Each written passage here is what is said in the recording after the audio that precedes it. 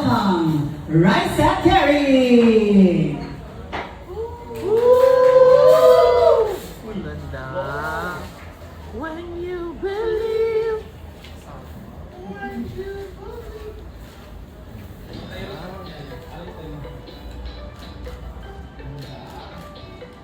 Ang ganda. Look here. Here.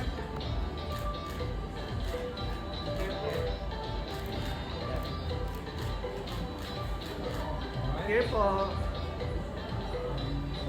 Alright.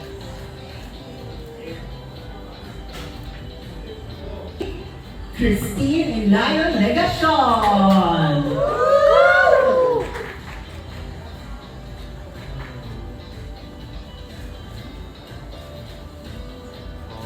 perfect.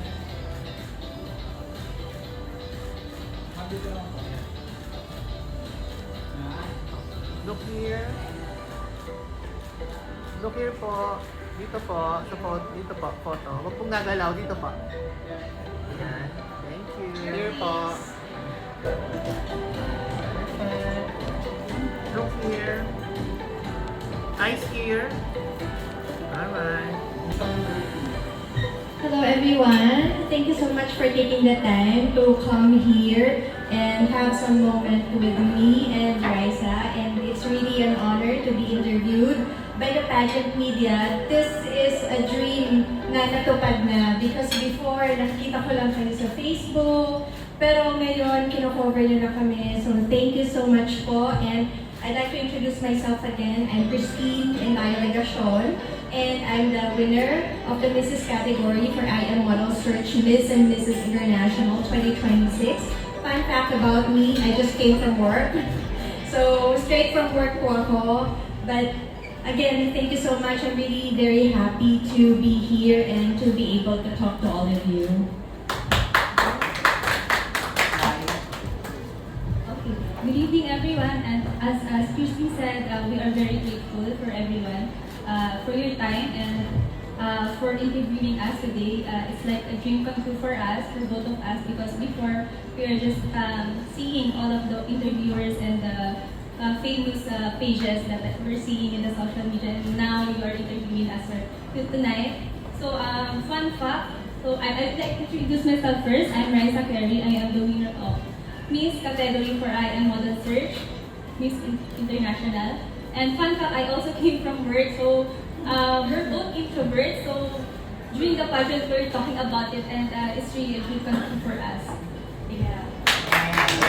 Miss Christine. Miss Christine, you mentioned na galing pa kayo sa work. How long did you prepare for this competition, and did you have to adjust your working hours, or very open naman ba sila dito sa sinalihan? Yes po. Just for everyone's information, I work as a brand ambassador or model for Wigs Philippines by Neds. Kasi I have alopecia, so I was hired as a model for the brand. And because of the nature of my work, they actually allowed me to be joining pageants like this. Last year, I also joined an international pageant in Singapore, and my company, my bosses were very kind to allow me to be away for at least a week. So I'm very thankful for my company, Wigs Philippines by Neds, for allowing me to do my passion. Miss Christine, follow-up question lang, because in regular pageantry, when we were covering it before, parang iniisip namin palagi, ang hirap magpanalo ng maikling buhok. Kasi lalo na nung mga time nila Zoe Bini sa Miss Universe, palagi namin iniisip paano yung endorsements nito, very limited. Because yung nag-alopecia, it's been a few years, 2019 pa yun, 2026 na tayo ngayon.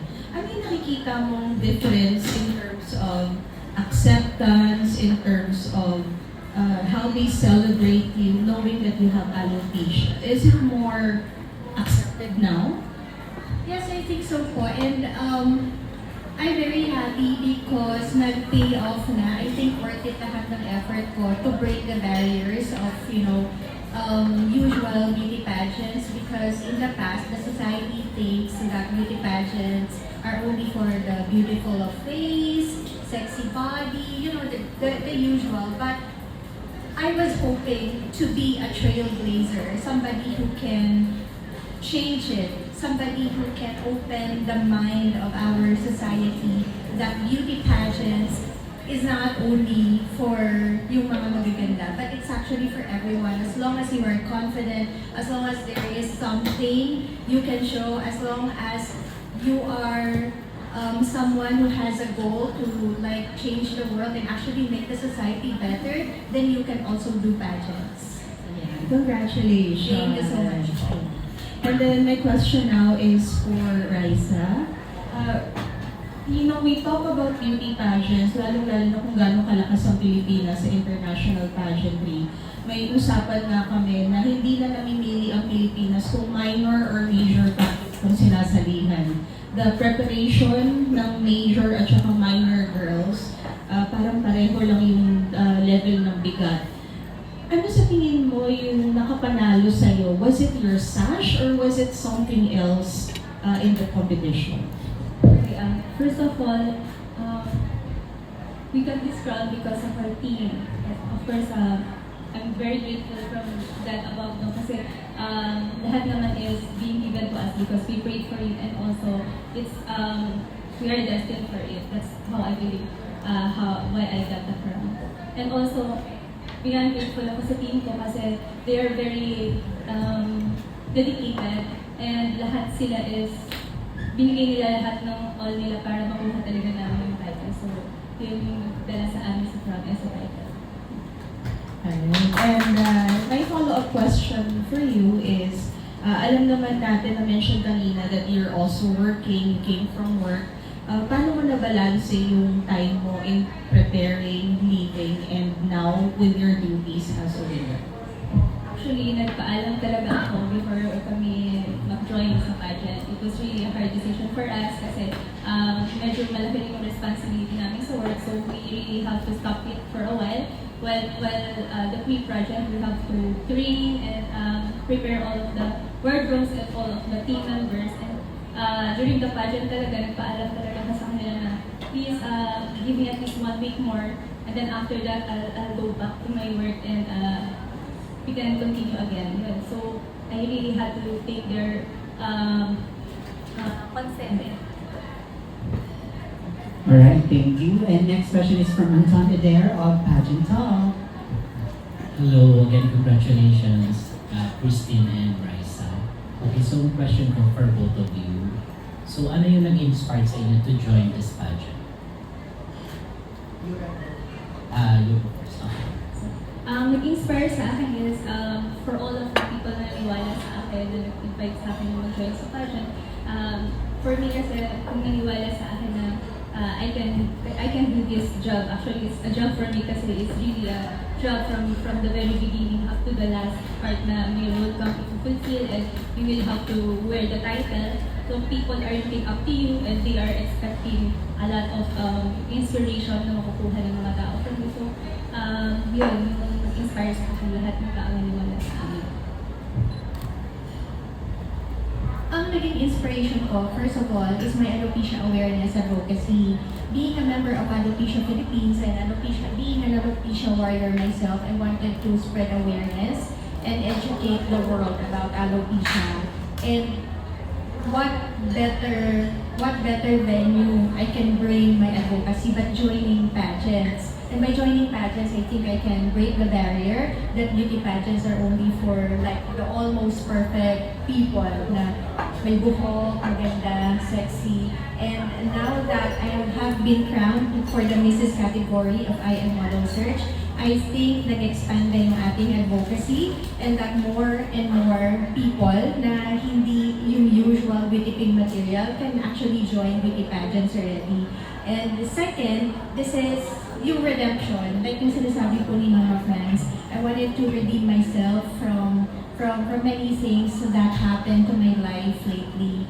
So, ang sabi ko kay Mama Franz when he invited me to be part of this pageant as a contestant, I was actually hesitant at first, but eventually I said yes because I believe him na magiging redemption ko para sa akin. And those are the things that actually pushed me to the top and eventually, thank God, And thank you kay Mama Friends.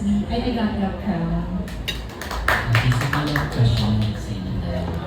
Pag sinabi yung Philippines kasi palaban talaga pagdating sa international pageant. So ano yung pinaka-challenging part ng preparations mo dito sa pageant niyo?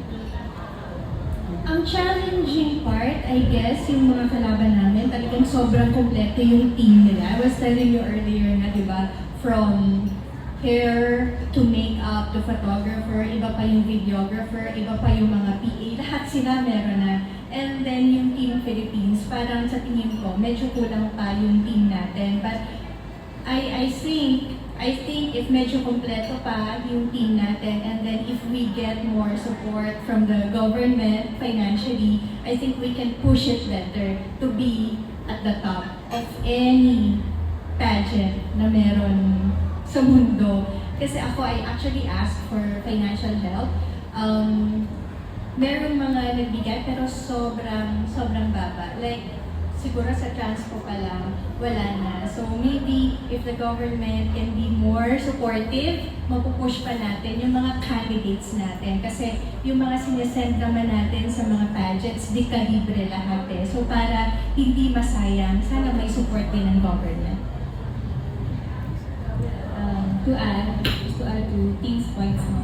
Of course, yung national support, the government support, it could be more helpful kung meron talaga tayong designated na parang agency that will help those delegates na represent yung nation natin to international stage. So, yun, wish natin lahat na sana because a lot of crowns na ipapanalo natin internationally, I hope magkaroon ng awareness na sa agencies na magkaroon ng one platform na when you're going out of the country, dito ka pupunta and they will really help you. And of course, one of the biggest challenges is yung pressure because your Miss Philippines, your Mrs. Philippines, they are expecting a lot already from you that you will be the top of the candidates already. So, andun talaga yung pressure namin na, oh, Philippines yan. So, you really have to wear that invisible crown pa hanggat wala pa yung title kasi ina-expect talaga nila yun sa mga Miss Philippines. Thank you. And the next is Edge Tenorio. Alam mo na sis. Yes, hello, good evening to both of you. I just wanna ask, ano yung mga categories? I am model search. So, kung titingnan ko, parang modeling lang pa ito. So, ano po ba yung mga categories during competition? Meron po ba itong swimsuit, national costume? Can you tell us more about during the final competition po? Ano po ba yung mga pinaglabanan ninyo? May Q&A din pa? Yan. During the final night, there were 3 rounds. So the first round was the traditional Malaysian costume. So each one of the candidates were given a set, like a terno, yung top, at saka something like a sarong or a skirt, and we were asked to wear that for the first round. And then the second round is high fashion, black and yellow. And then which Raisa won in that round. And then the third one is the royal blue gown. So the ones we are wearing now are our winning gowns, and thank you so much to our designers, Emmanuel Subihano. Sir Noy, maraming salamat po. Napakaganda po ng inyong creation. And Gerald. So for my evening gown, I'd like to take the opportunity to thank you, Sir Gerald Yakat of Gerald Yakat Collections. I'm wearing his creation.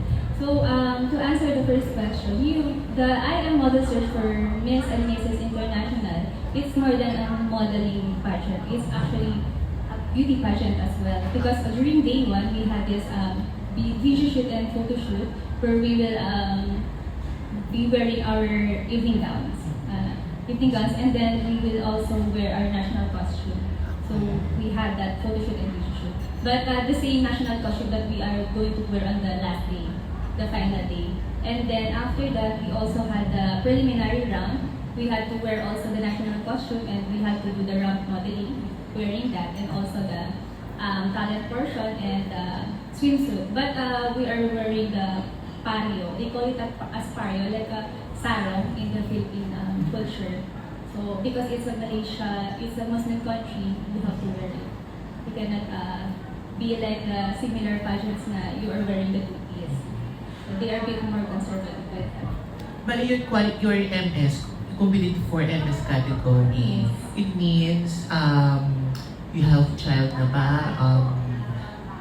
Ano bang, bakit ka naging qualified for the MS? For non-married Non-married. women, because I am model search for Miss and Mrs.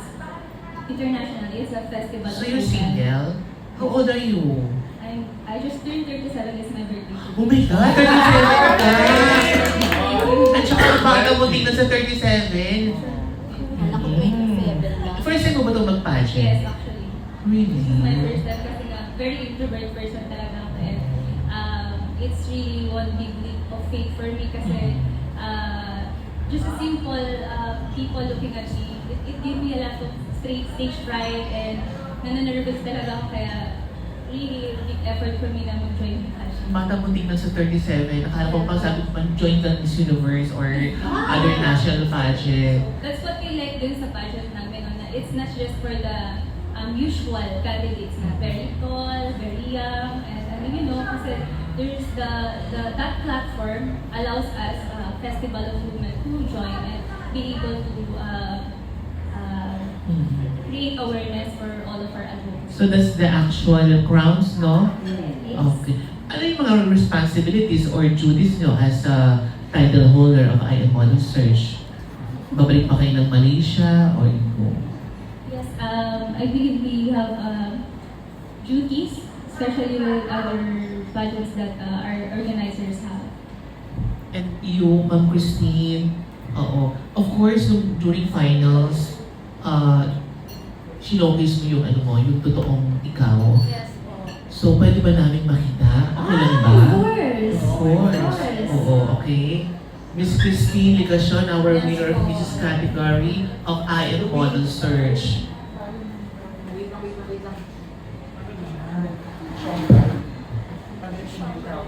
Tapos after ng crown, siya na magtanggal.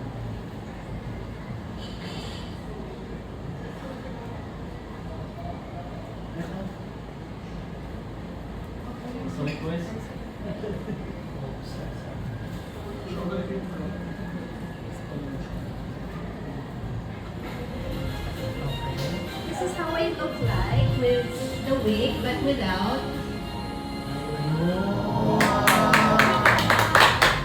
And this is my winning look. With a winning gown. Thank you so much. Thank you so much. Yeah. So my advocacy Yeah. really is to create empowerment, to push empowerment, even if, because I know all of us have, meron tayong insecurities because of our physical imperfections, but nothing and no one can actually stop us if you are serious about chasing your dreams.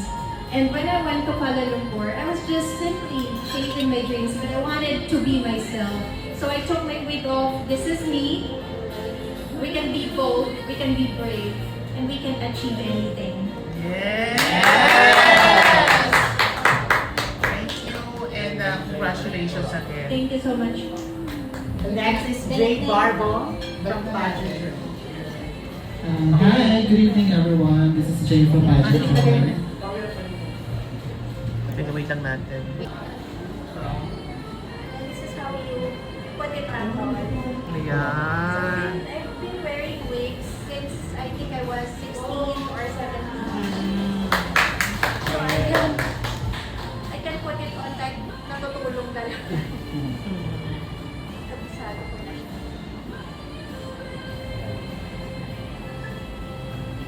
And diyan ka nag-work, no, sa company ng... Yes po. What's the name of company?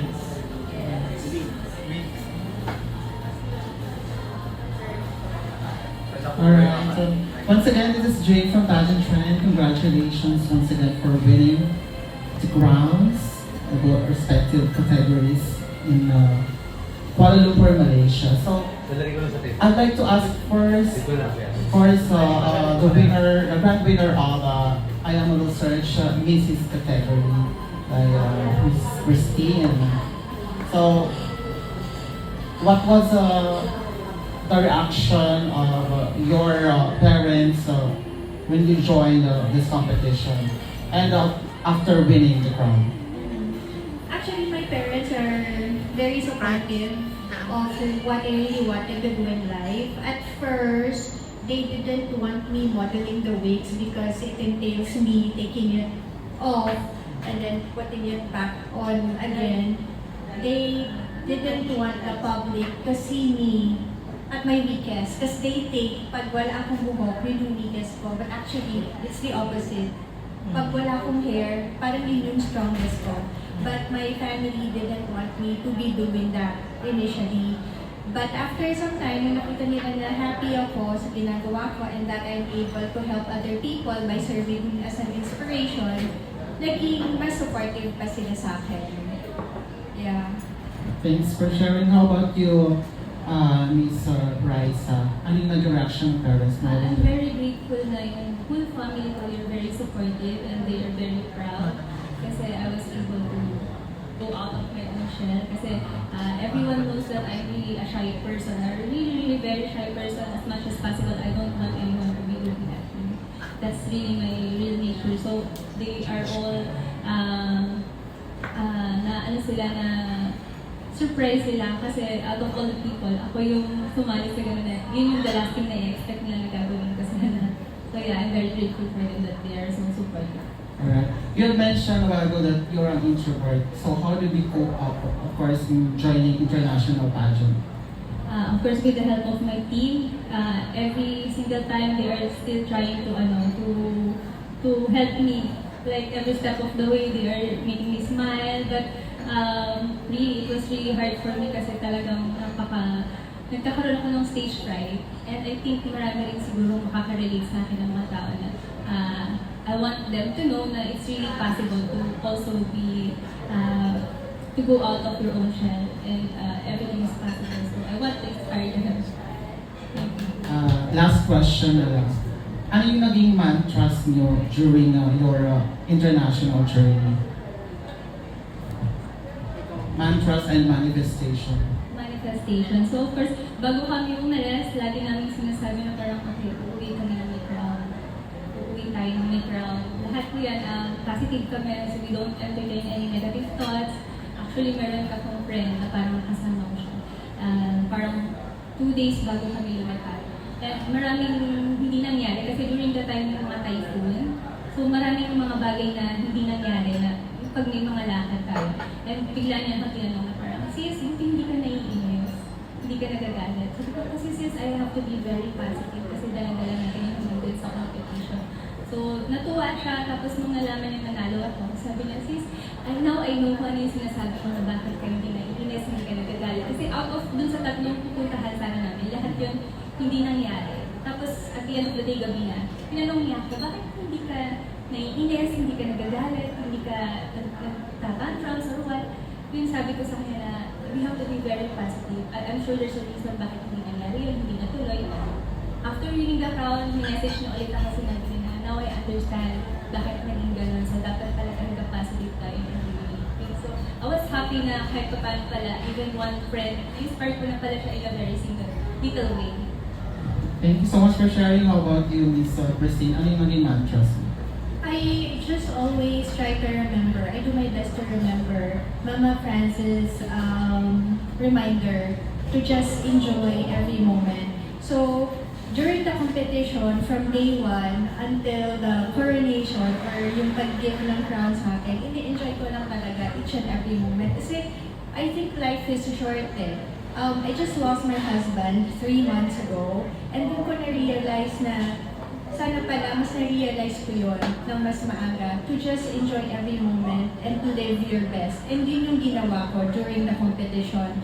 And yung handbook, when it was sent to us by the organizers, I printed it out and on every page, I actually wrote dun sa top, nilagyan ko ng note na God is the center of everything. So I was actually praying sa bawat isang step na tinake ko during the pageant. But I wasn't really like nag-expect kasi masakit naman because masakit pag hindi mo nakuha. I mean, we are all human. So pag hindi mo nakuha yung in-expect mo, masasaktan ka. But you have to be humble enough na maraming mga candidates na parating mas maganda, mas may budget, mas matalino. So yun lang po palagi yung nasa isip ko. I'm just gonna do my best enjoy every moment. And if it's God's will, mapupunta yun sa'yo.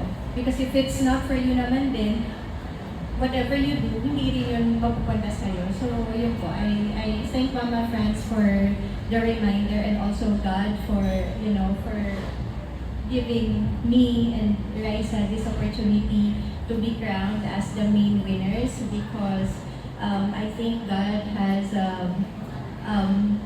purpose. There's a reason. I think meron kaming purpose dalawa and that is to inspire the world. Thank you so much. Memorable experience or part ng pageant, aside syempre sa crowning mo.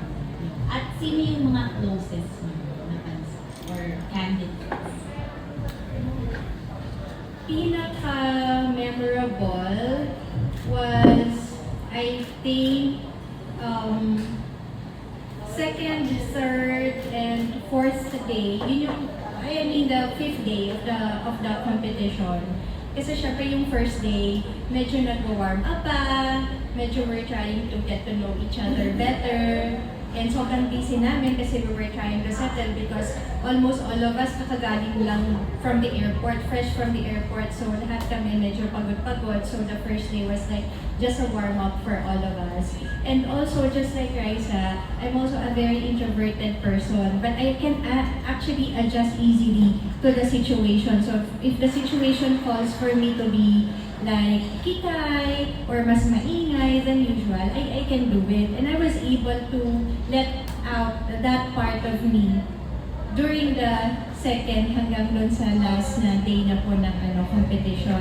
And I really enjoyed the part wherein all of us were on the bus and then nag-tour kami sa Kuala Lumpur. It was really special for me because it was also my first time in Kuala Lumpur, Malaysia. And I got to know the candidates better, that even if we are competing against each other, nandun po kasi yung sisterhood. Like yung mga fans kasi di ba minsan pinag-aaway nila yung Thailand at saka Philippines. But when you're there, sobrang bait pala nila. Sobrang bait pala ni Thailand, sobrang bait pala ni Indonesia. So, it's just a healthy competition between all of us. And yun po yung pinaka-nagustuhan ko. And now all of us, all 10 of us are still talking to each other. We now have a group chat. So we know that if we go to each other's country, there's like a friend or several friends that we can actually call and, ask kung pwede ba kami magulog na lang sa bahay nila para tipid sa hotel. So nakakatuwa yung ganung part ko. Yung sisterhood, the friendship, the bonds that form, yun po. For me, ang most memorable sa akin is actually lahat. From the pre-pageant days pa lang namin kasi ang daming typhoon talaga na sunod-sunod nun. Actually, nung day na aalis kami, we were so worried na baka hindi kami makalipad kasi sobrang bumaha. As in, waist deep yung mga daanan. So, parang maabot ba kami? So, God's will, nakaabot naman kami. But sa paghahanap namin ng lahat ng wardrobes namin talagang we did our best na up to early morning naghahanap kami ng wardrobe. So, memorable sa akin yung parts na yun kasi I had to change my complete wardrobes kasi I felt na parang hindi ito yung gown na magbibigay sa akin ng crown. Na parang hindi ito yung suot ko na ilalagay sa akin ng crown. Na felt ko yun. So, parang I believe all other candidates also felt that you really know kung yun yung wardrobe na para sa'yo. So we had to change the whole set, I think 2 days prior the departure. And then, pinaka-most memorable sa akin is yung rehearsals. Kasi that's where the candidates are very, very friendly and talking personal stories with each other. Isa sa pinaka-naging close friend ko dun is yung Miss Congeniality namin, from Thailand, also in Malaysia, very heartfelt. And Vietnam, kasi medyo kasunod ko siya sa lahat ng magkausap. And Philippines also, nag-uusap kami natin. So, yun yung mga naging friends ko. And also yung sa Indonesia, which is my roommate. So, nakakatuwa kasi we have each other's teams. So, pagka matutulog na kami, kakatok na lang sa kanya kasi laging ako yung late natutulog. That sometimes, tulog na siya, I had to open the door. May lock kasi siya na double lock. I was carefully trying to open it para hindi ko siya magising. Pero nagising pa rin siya kasi nga pagbubuksan niya. So, very friendly naman lahat ng nation. What I like with that pageant talaga is we were able to create lasting friendships and connections na everyone is inviting each other to each countries and telling na we will host you, just go there and let us know. So a lot of them also wanted to go to our beaches na El Nido, Palawan, Boracay. So they're telling us na if we go there, tour us. So we were able also to cater our showcase our islands to this beautiful women from other countries. Hi, good afternoon. Good evening. Early from Odontology. Congratulations po, Miss Christine and Miss Raisa, for bringing the honor of bringing another crown to the Philippines. Crowns pala kasi dalawa kayo. Correct me if I'm wrong, this is your second international pageant po, tama ba? Yes po. The first one was last year Last year. in Singapore. Okay. No need to mention that. Yes, Yeah. yes. And first time, Miss Raisa. So, doing pageants and competing and representing the Philippines internationally, what was the best learning experience that you had when you competed? The best learning because the last year po was my first time. So from that first time, ang dami kong natutunan. I think yung last year, bigla-bigla lang akong sumama. Parang, okay, gusto kong sumali. But I came a little bit unprepared. So the gowns were, I rented the gowns. In fairness, they are beautiful gowns naman, but I think if I had a little bit more budget and a little bit more time for preparation, the gowns could have been better, my outfits could have been better. And Mama Franz knows kung ano yung sinuot ko na Philippine national costume that time, para akong yung nasa foundation day ng mga schools. Because I bought the terno sa public market ng Antipolo because I was really not prepared at that time. So, yun po yung natutunan ko, dapat may preparation and it really helps if you have a handler. So yun po, I am very happy that Mama Franz actually took me in as one of his alaga. So ngayon, feel ko talaga na nagpa-pageant ako because of Mama Franz. So I think that's also one of the things that I would advise to other women or other people po na gusto pong mag-pageant. It's very important na meron pong support system,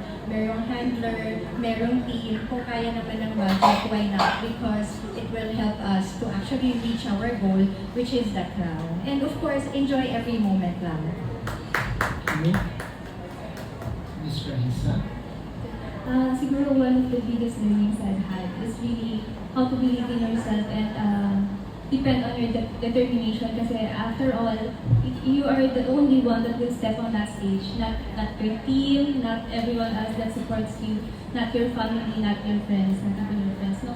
So during that time na parang sobrang mahiyain, tapos parang ginawa naman ng lahat ng team members ko, lahat ng part nila, best wardrobe, best makeup, best hair, and all other things. Parang nandun ako sa part na aakyat na ka ng stage, nagkakaroon ako ng stage fright na parang, oh my God, eto na to, lalakad na ka sa stage, everyone is looking at me, nahihiya na ka, nanginginig na ka sa hiya. And then parang nagdasal lang din ako and then sabi ko na parang ginawa ng lahat ang part nila, you have to also do your part. So I feel like it's really the determination. If you really want something and if you really want to do something, talagang kailangan na huwag mawawala yung faith and determination mo on yourself.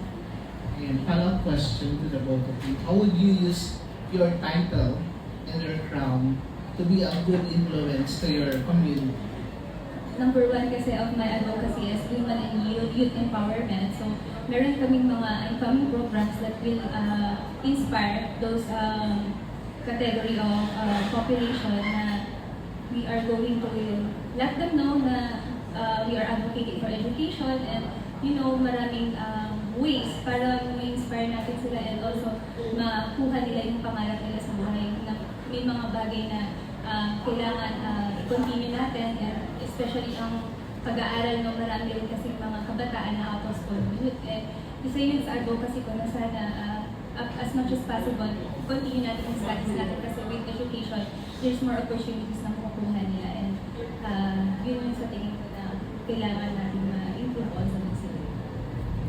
Miss Christine, how would you use your crown and title to be of good service to the to your community?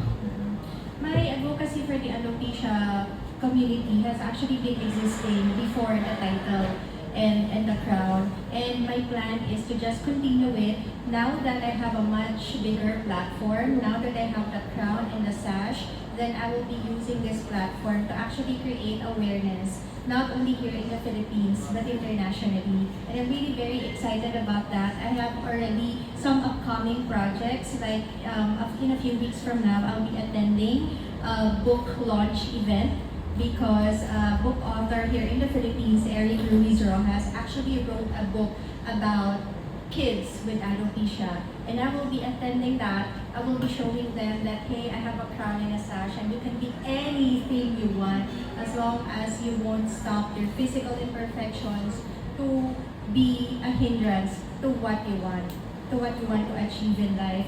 And sometimes hindi din talaga yung physical imperfections because everyone naman, hindi naman talaga perfect. Lahat may kapintasan. But we should not let other people, yung mga sinasabi nila at iniisip nila sa atin to be a hindrance sa mga gusto natin gawin.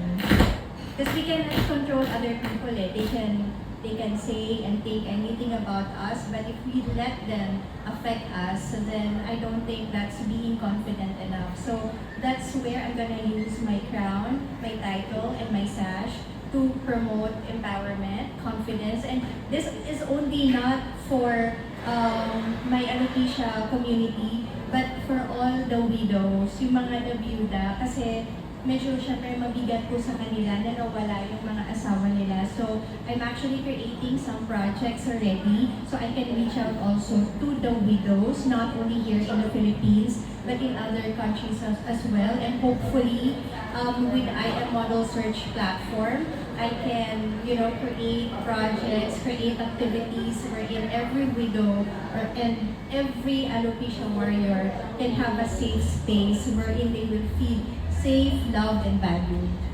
Ayan. Sabi nga nila, it takes a village to reach one's goal, or it takes a village to get crowned. So kasama ng iyong national director, si Mama Mars, Franz, Ivan, sino pa yung mga gusto mong pasalamatan na nakatulong sa'yo in your journey to the crown? Yes po.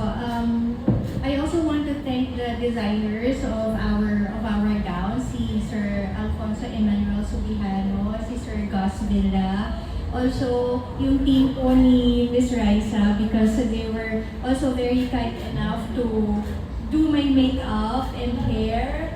Also, my company, the company where I work po, Wigs Philippines by Heads and Heads by Volume, because they have been very supportive of all my projects, what I wanted to do, that even if it meant me being away for a week or so, and I would be leaving some of my work tasks, they still allowed me to do it because they know that I will be happy and that I will be able to expand my advocacy pa. And of course, my family, they have been very supportive since the very beginning. Before joining international pageants, I was actually trying na. I joined Century Tuna Superbots Ages 3 times, but of course, hindi naman din ako yung ganon ka-sexy. I have fats here, so hindi talaga tayo pumapasa sa Century Tuna.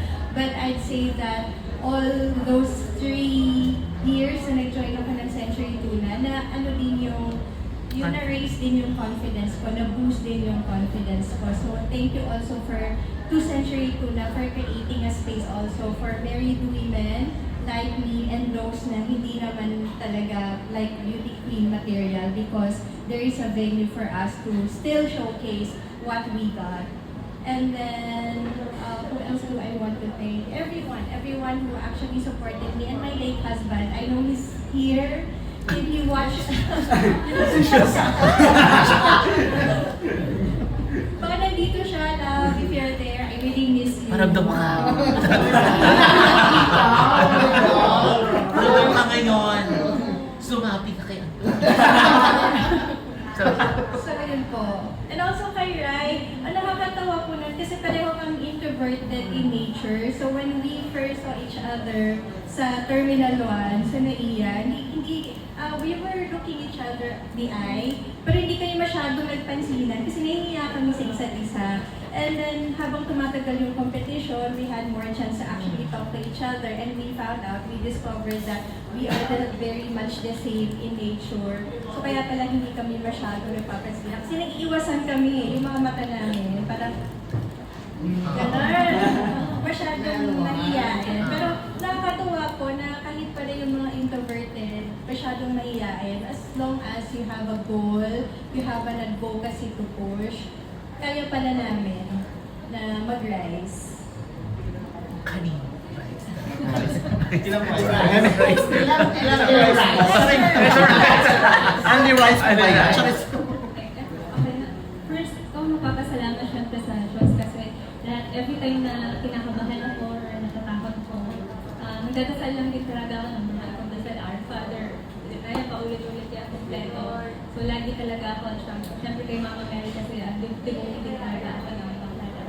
And also family, friends, and especially yung mga team ko, si Mama Bench, si Camille, si Lumi, si Eman, si Dariel, and si Mama AJ, ang mga Paracela training ko, sila Tita Rolly Flores, si Pao, and sa gown, especially si Sir Gerald Yakat of Gerald Yakat Collections, and then sa national costume from Sky Imperial na dinayo pa namin sa malayong lugar talaga habang bumabagyo. And of course, lahat po ng mga post ng congratulations and before and after the pageant, we're very thankful kasi hindi namin ina-expect talaga na mapipick up ng mainstream media yung aming pageant kasi it's not similar to the bigger pageants na nakakasabay namin. Pero we're still grateful na na-appreciate nyo yung what we had and what we achieved there on the international stage. Family mo. Family po, family and friends. Thank you. And thank you po sa inyo. Kasi nagulat po talaga ako nung after po ng coronation, sabi sa akin ni Mama Franz, Day, pupost ko na talaga ng pageant to. Hindi ako nakasagot. Sabi ko, bakit? Special mention. Plastic one. Tapos marami na nag-follow after pageant talk. So hanggang ngayon, pag iniisip ko, parang surreal. Kasi nung sabi sa akin ni Mama Franz, Day, pupost ko na ng pageant talk. At tanong ko sa kanya, bakit? Sabi niya, bakit? Kasi nanalo. At least hindi Napanalo. Pray for ano. Oh. Thank you po sa inyo lahat. Ano mo na yan? Hindi mo na yung group chat mo. Parang hindi na po.